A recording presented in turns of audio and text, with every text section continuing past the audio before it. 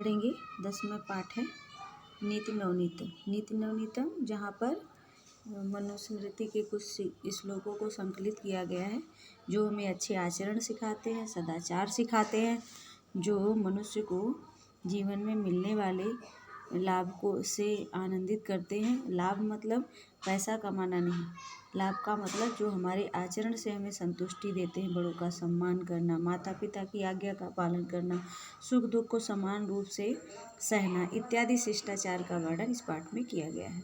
पहला श्लोक पढ़ेंगे। अभिवादनशीलस्य नित्यं वृद्धोपसेविनः चत्वारि तस्य वर्धन्ते आयुर्विद्या अशोबलम। यहाँ कहा गया है कि व्यक्ति अगर अभिवादनशील है, अभिवादनशील मतलब विनम्र है, दूसरों की इज्जत करता है, दूसरों को शिष्टाचार से पेश आता है। नृत्य वृद्धोपसेविनः मतलब जो बुजुर्ग और वृद्ध पर लोगों की सेवा करने में आगे रहता है, हमेशा उनकी सेवा करता है।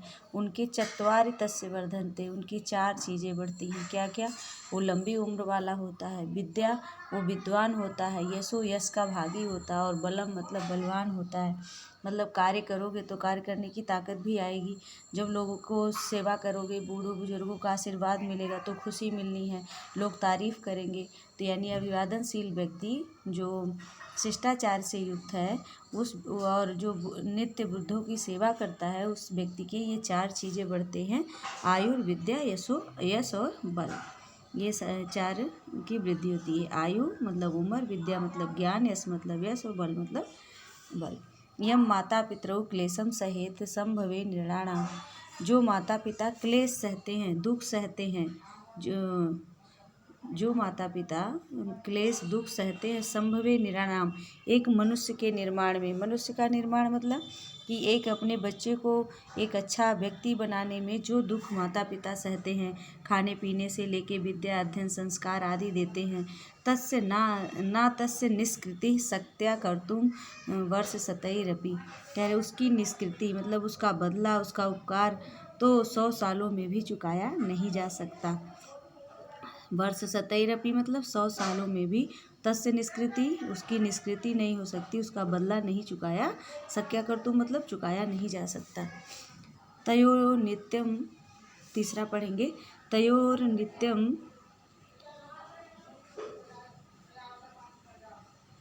नित्यम प्रियम कुर्याद आचार्यश्च सर्वदा तस्यैव त्रिषु त्रिष्टेषु तपः सर्व समाप्ये। कह रहे तयो का मतलब होता है वो माता पिता जो अभी मैंने दूसरे श्लोक में बताया। वो माता पिता जो हमें बड़ा करते हैं, हमें एक मनुष्य बनाते हैं, ऐसे माता पिता का हमेशा प्रिय मतलब भला करना चाहिए। कुर्याद मतलब करना चाहिए। इसमें लिखा है आचार्यश्च सर्वदा, और जो तुम्हारे शिक्षक हैं, आचार्य है, जो तुम्हें ज्ञान देते हैं, उनका भी हमेशा भला करना चाहिए, प्रिय करना चाहिए। तेस्यु तिष्ठेषु, तेस्यु मतलब इन तीनों, तिष्ठ मतलब इन तीनों, तीनों कौन? माता पिता और गुरु, इन तीनों के तुष्टेषु मतलब प्रसन्न रहने पर, तुष्टेषु मतलब प्रसन्न रहने पर, तप सर्वे समाप्यते सभी तप जो है फलित होते हैं, सब प्रकार की तपस्या पूर्ण हो जाती है, यानी जो हमारी कामना इच्छा होती है वो पूरी होती है।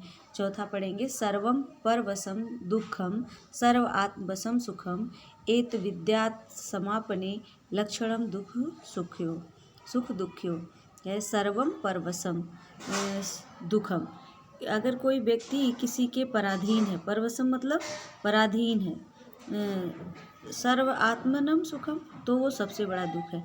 सर्व परवशम दुखम सबसे बड़ा दुख दूसरे के परवश रहना यानी परतंत्र रहना, गुलामी करना है।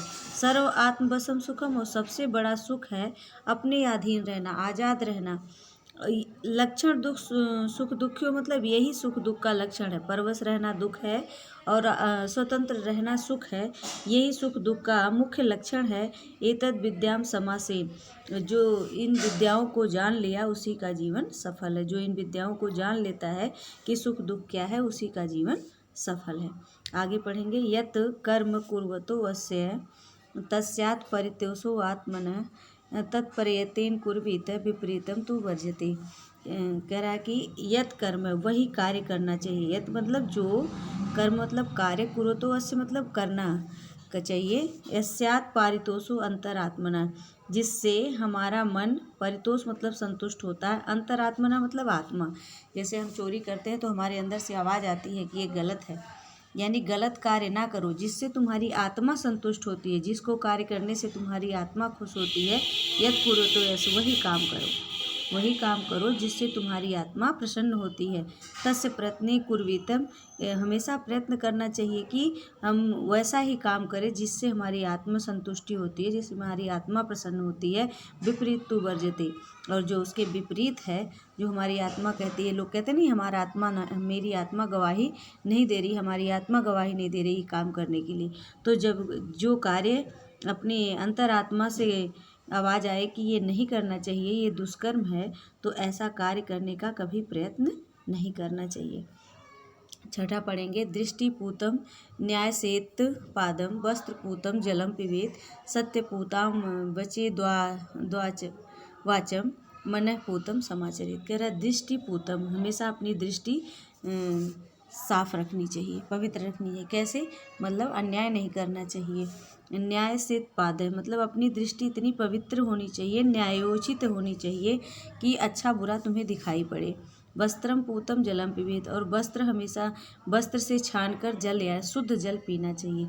अपनी दृष्टि हमेशा न्यायपूर्ण और शुद्ध रखनी चाहिए। हमेशा जल जो है स्वच्छ कपड़े से जल छान कर पीना चाहिए। सत्य पूताम, हमेशा सत्य से भरा हुआ शुद्ध वाणी। बचे बदे वाचम, हमेशा बद मतलब बोलना चाहिए, वाचम मतलब वाणी। सत्यपूता मतलब सच से पवित्र वाणी बोलना चाहिए। मन पूतम समाचरित, और हमेशा पवित्र मन से ही आचरण करना चाहिए। जब आपका मन पवित्र रहेगा तब आपका कर्म भी पवित्र रहेगा। इस तरह ये आपका पाठ समाप्त हुआ। और यहाँ पे देखो शब्द अर्थ हैं, इन शब्द अर्थ को अच्छे से बोल बोल के याद कर लेना, जिससे तुम्हें श्लोक पढ़ने में आसानी होगी। ठीक है बच्चों।